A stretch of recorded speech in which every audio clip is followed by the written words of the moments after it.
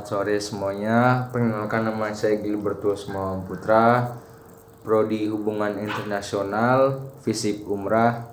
Di sini saya akan menjelaskan tentang dampak globalisasi bagi bidang politik.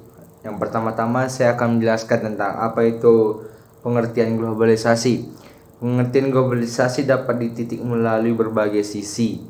Dalam bahasa Inggris, dalam kamus Oxford, berasal dari kata global warming. Menurut Widyo DKK dalam bukunya menjelaskan bahwa globalisasi adalah proses integrasi seluruh dunia yang terjadi karena terjadinya pertukaran pemandangan dunia, pemikiran, produk, beragam aspek kebudayaan lainnya. Secara sederhana, pengertian globalisasi adalah penyempitan dan percepatan keterkaitan ekonomi, budaya dan politik yang ada di seluruh dunia. Perbedaan antara negara dari sisi tutorial budaya menjadi sama. Hal itu membuat globalisasi jadi suatu yang kontroversial di dunia politik. Oke, dalam globalisasi tersebut sangat berdampak pada politik dalam suatu negara. Di sini saya akan bahas dampak globalisasi dalam bidang politik. Untuk awalnya, adanya globalisasi itu berpengaruh besar dalam sektor kehidupan, termasuk di dalam bidang politik. Secara konsep, politik menuntun manusia pada ketertiban dunia, fokus pada pembuatan undang-undang sebagai acuan permasalahan, keamanan, ketertiban, dan kesisteman dunia. Hal tersebut menuntun manusia untuk melakukan politik yang dilakukan dengan berbagai skala, baik kecil maupun besar. Lalu apa saja dampak positif dari bidang politik? Mari kita lihat. Oke, di sini saya akan membahas dampak positif dari globalisasi dalam bidang politik. 1. Semakin diakuinya hak asasi manusia. Setiap manusia yang terlahir di dunia ini memiliki hak asasi untuk hidup. Hal tersebut dianggap sebagai sebuah anugerah yang harus dihormati oleh seluruh manusia di berbagai negara, yang artinya hak asasi manusia diakui secara global, termasuk hak asasi politik. Terus yang kedua, terbentuknya sistem politik yang baru. Sistem politik digunakan untuk mencapai kebaikan bersama. Artinya sistem ini sengaja dibuat untuk menciptakan tujuan bersama di berbagai bidang. Indonesia juga memiliki sistem politiknya sendiri, yaitu sistem politik demokrat. Sistem politik di Indonesia adalah demokrasi Pancasila, yang dimana demokrasi yang bertujuan untuk menegakkan Pancasila yang ada. Dalam pembentukannya, rakyat Indonesia berhak membentuk sistem politik yang mereka tetapkan sendiri sesuai dengan Pancasila yang ada. Yang ketiga adalah terciptanya hubungan diplomatik antar negara. Ya, inilah yang sangat berhubungan dengan globalisasi politik. Hubungan ini diciptakan untuk menjalin kerjasama antar negara. Bisa saja kerjasama politik, kerjasama ideologi, kerjasama ekonomi, dan kerjasama di bagian budaya, hingga aspek kenegaraan lainnya. Hubungan diplomatik semakin meningkat di berbagai dengan tingginya arus globalisasi. Disinilah peran globalisasi. Globalisasi memang memiliki dampak positif, namun membawa dampak negatif. Apa saja dampak negatif? Oke, sekarang saya akan menjelaskan dampak negatif globalisasi di bidang politik. Yang satu, negara tidak dianggap sebagai pemegang kunci dalam proses pembangunan. Di sini yang dimaksud adalah negara, kalau semua orang sudah tahu berpolitik, jadi negara dianggap sudah tidak mampu untuk mengatur rakyatnya. Terus yang kedua, para pengambil kebijakan publik di negara sedang berkembang mengambil jalan pembangunan untuk mengatasi sosial dan ekonomi. Ya, ini tentu yang terjadi di banyak negara berkembang. Mereka lebih mementingkan bagaimana masalah sosial dalam satu negara dan mementingkan namanya ekonomi dalam suatu negara berkembang, karena itu yang lebih penting daripada mengembangkan sistem politik yang ada. Terus yang ketiga, timbulnya gelombang demokratisi.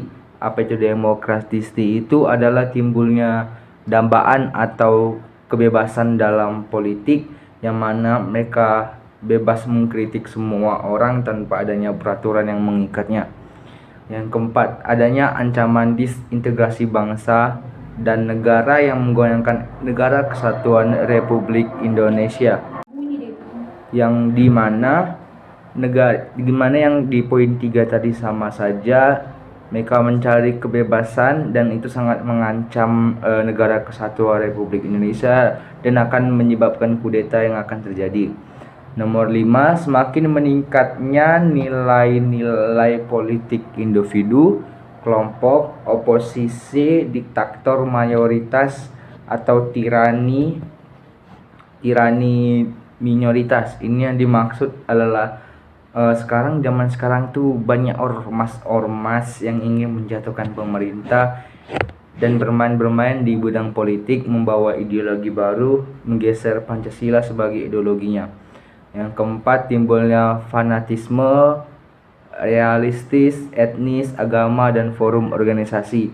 Di sini yang dimaksud ya, kalau mereka sudah menguasai kursi pemerintahan, mereka akan langsung membangga-banggakan suatu agama atau ras, etnis, dan akan menjatuhkan agama minoritas yang ada. Yang ketujuh, timbulnya unjuk rasa yang semakin berani, terkadang mengabaikan kepentingan umum. Ini sering terjadi ya. Mereka demo tanpa ada